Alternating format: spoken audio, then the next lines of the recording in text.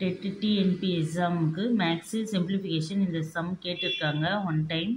A plus B whole square minus 4ab A plus B whole ஸ்கொயருக்கு என்ன ஃபார்முலானா A square plus 2ab plus B square. இந்த minus 4ab போட்டிருக்கோம்.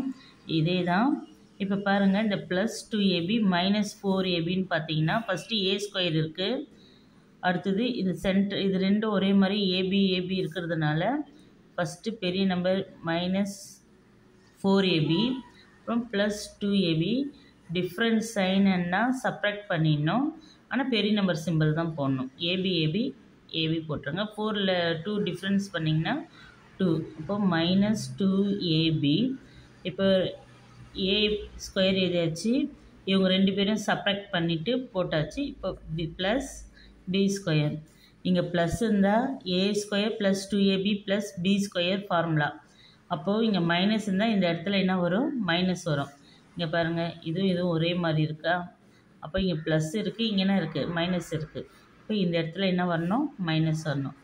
ஏ square minus B A minus B whole square, A minus B whole square.